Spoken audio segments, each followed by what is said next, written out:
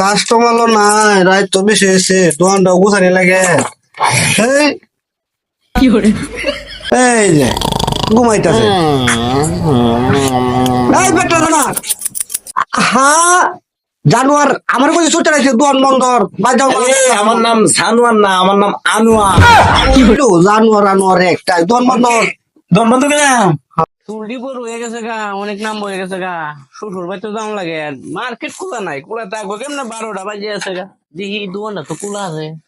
High quality দোকান, বাপ বাপ। No no no no.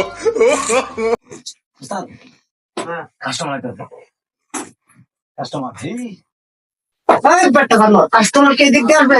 Customer আসবে এবার রাখবে এই দিক দিয়ে। ও আমি তো ঘুমাচ্ছি।